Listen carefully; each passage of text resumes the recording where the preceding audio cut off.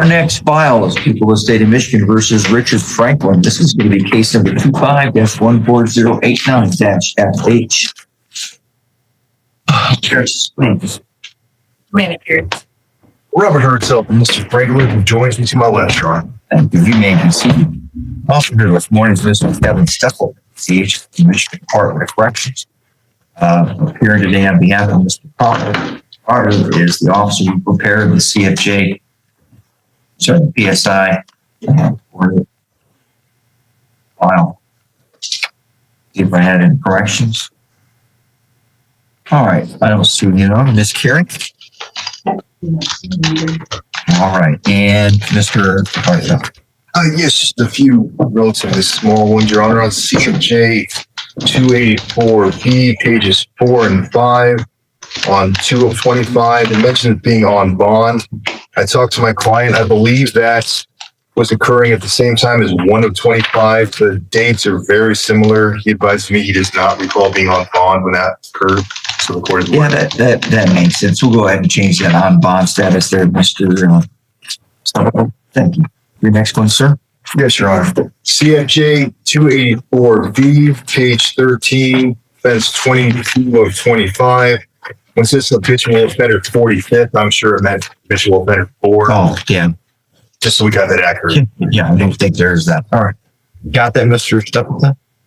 CFJ, yes. 284B, page 13, under entry 22 to 25. The fifth line down. Thank you. Anything else, Mr. Hartzell, regarding corrections? No, Your Honor. Elocution. Yes, Your Honor. I have reviewed the PSI and the recommendations with my client.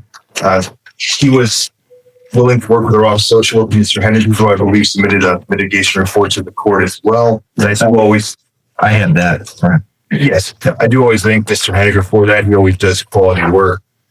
My client also has more support in the courtroom. His longtime partner and his daughter are here. They've been very supportive of him throughout the proceedings, and I do thank them for doing so. With this type of underlying situation, I would like to add some context for the court. I'm not trying to make any excuses, just some explanations. My client was heading to work. He misunderstood some of the laws. I'll put it that way. My client has clarified with me that he definitely did not consider himself a sovereign citizen or maybe the extremes that the court sometimes sees. But there's so much information out there, misinformation, just on the street, stuff that quote unquote everybody knows. You have the right to get someone's supervisor, then you can travel certain ways that you can't, things of that nature. And unfortunately, that pollution, I'll call it, a bit of a brain rot society, it's kind of hard to weed out. And sometimes, unfortunately, we end up in situations like this. But my client has advised me that he definitely understands the rules now. It was a harsh lesson, but it was one that he definitely will not forget. He's cognizant of the fact that he has had issues on supervision. However, he pointed out to me, and I do believe it accurately puts on the PSI, that the last time he was actually supervised, he completed that successfully. He wanted me to communicate that to the court. He does take pride in that. He's advised me that his youthful indiscretions probably lasted longer in adulthood than they should have, but he did learn that he needs to obey the rules. And again, he had every intent to obey the rules. He had to learn these rules the hard way, but it's a lesson that I don't doubt he will never need to be taught again. I don't doubt if the court did adopt the recommendation and give him supervision, he would complete successfully. He did have a relatively minor issue on bond in district, but that was resolved. He hasn't had any issues while up in circuit.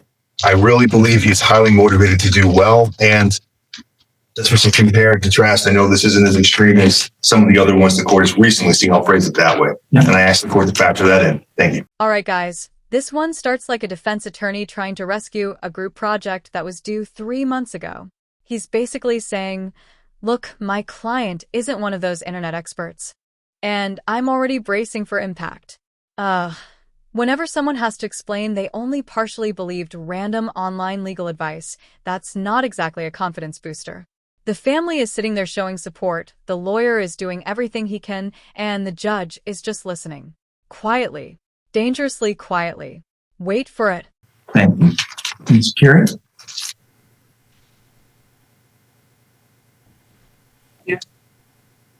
keep mine short and just ask the court to follow the recommendation.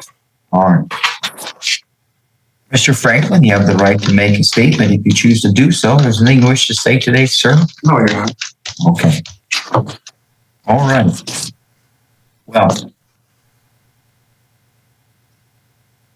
is not like our last R&O, except for the refusal to comply with orders. I understand the defendant now knows that what he was doing was wrong. And if he chose to believe what other people out there on the internet said, well, that's on him. And I suspect he chose to believe it because he was violating the law. It says right here, why'd you do it? Only way for me to get to work at the time.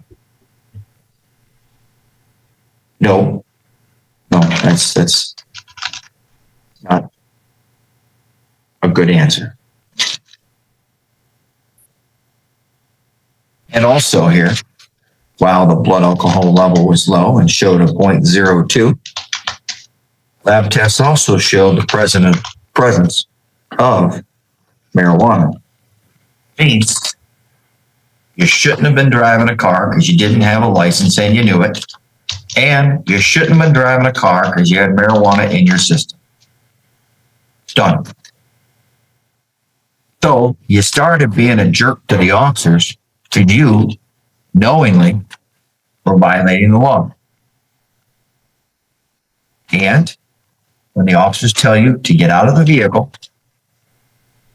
get out of the vehicle. Real simple. You don't own the highway. You don't own any of the roadways unless it's on your own private property. So you're agreeing you're going to drive on a roadway, you're going to follow the laws. The officer tells you to get out of the car, you get out of the car. And if you were silly enough to buy into or even believe any of the garbage on the internet, did that at your own failed choice. But never mind that. Nah, the silence is over.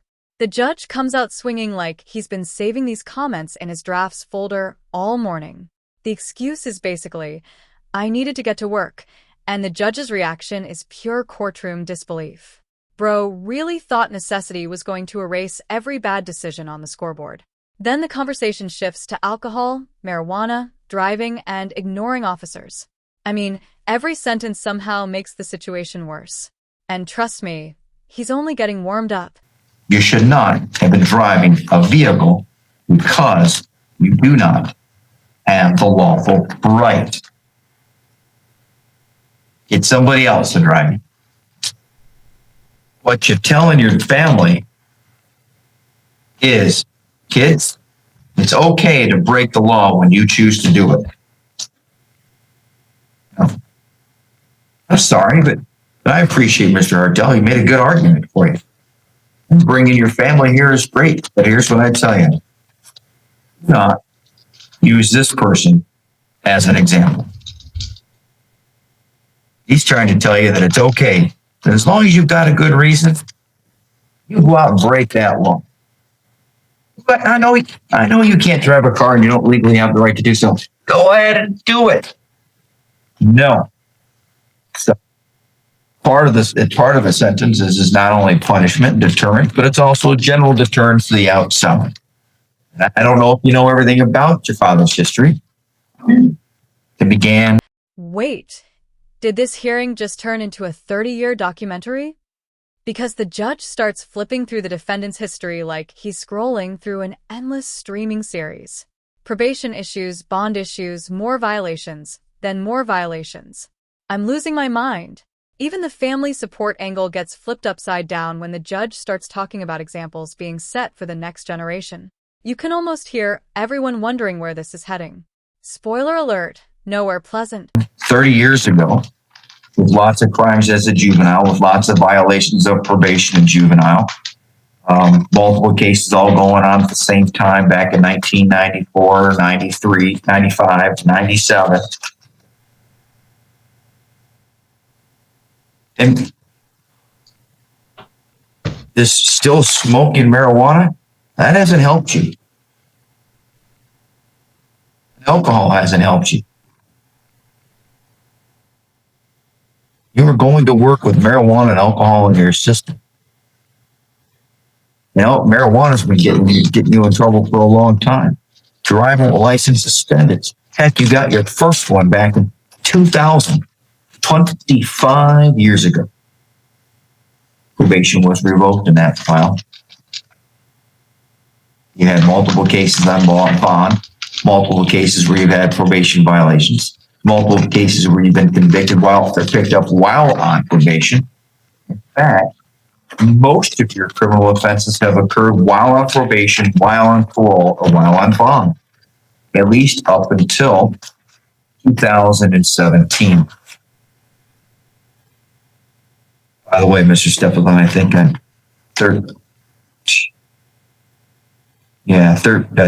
entry 22 of 25, that one occurred to be on bond. Anyways, you've got short gaps in time, even back in 2024. It was just some kind of impeding traffic, but you made it a month. They're just a couple months before you got this case here. Well, I don't know what it takes. And I appreciate what the social worker does for the public defender's office here. And then it says here that he has turned his life around. Well, there seems to be a time when you did it, when you stopped violating probation, parole, but you still have a longer criminal history than most people. And even most of the defendants who come into court. So, stop breaking the law. Maybe stop drinking. Maybe stop using marijuana, because so far it hasn't helped you out. And when the law tells you to do something, it is clear to me. You may have misunderstood what somebody on the internet spoke about. Maybe it was somebody who believed in the sovereign citizen stuff, which is just not true. But you have violated the law, you don't care. At least that's what I see. I don't know what to do other than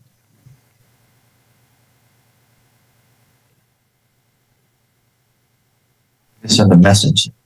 Hopefully gets in, because so far over the last 40 years, it hasn't gotten in 30 years. Your Honor, I should have mentioned it earlier. I apologize. If the court did do any jail, he works Monday through Thursday. He's available if the court want to do it on weekends, Friday, Saturday, Sunday. I apologize for not mentioning it. Okay. Where does he work? He works at the Lake City Forge, Your Honor. And how is he going to get there? I don't doubt he'll find a legal ride, Your Honor. He's mentioned family members can help him, Your Honor.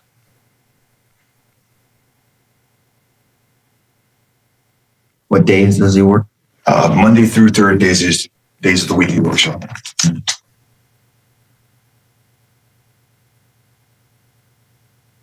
All right, now we're entering the part where the judge sounds less like a referee and more like a disappointed life coach who's officially out of patience.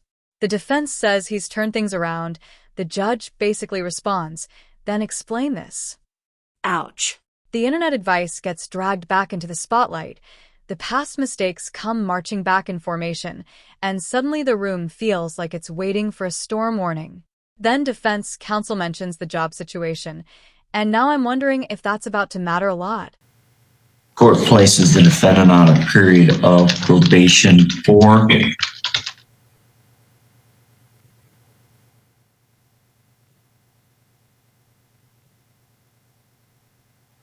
in 18 months. The court adopts the terms and conditions that are listed in CFJ 145, pages 2 and 3.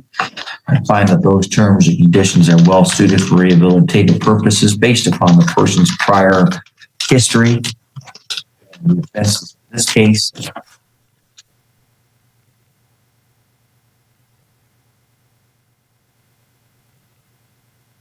court sentences the defendant to two $50 state minimum fees, a $75 fine victims' right fund fee, a $200 court cost, a $500 fine, a $200 attorney fee.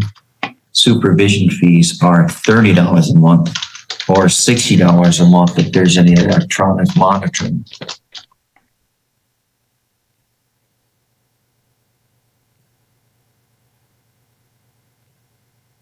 The court for both offenses sentences the defendant to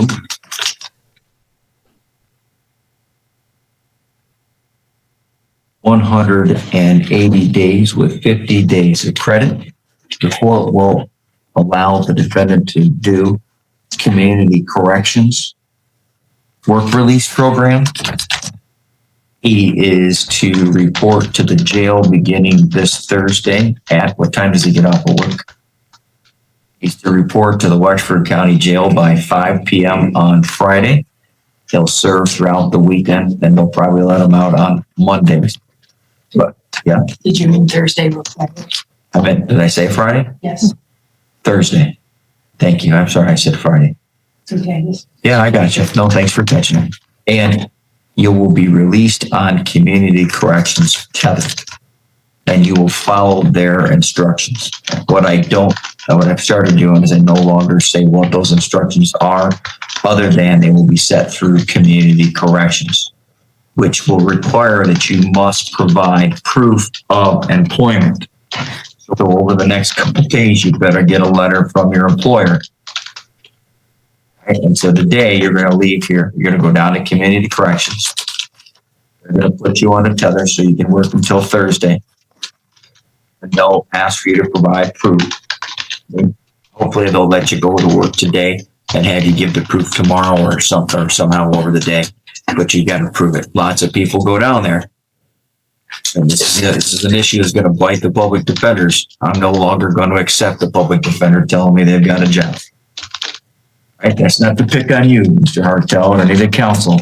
It just invariably proves that most of the time the defendant's lying, never has the job. I'm going to believe you got the job here today. I'm just going to ask you to provide proof of it. All right. Anything else today, Mr. Step? No. Anything else today, Miss Karen? No, thank you. And yes, ma'am. Do you want to set a release time for Monday morning? So he makes it. What time do you go to work on Monday? I'm gonna be there at 5 a.m. Oh, 4. I don't need to go over the terms and conditions of appeal since this is a misdemeanor file. Here it comes, the moment everybody in the courtroom has been nervously waiting for. The sentence starts rolling out piece by piece, and every new detail feels like another item being added to a grocery cart nobody wanted. Then comes the work release discussion, and suddenly everyone's talking schedules, rides, proof of employment, and paperwork. Bro cannot simply say he has a job anymore. Now receipts are required. The judge closes with one final warning. And if you enjoy courtroom reality checks like this, subscribe and follow Case File USA for more legal chaos.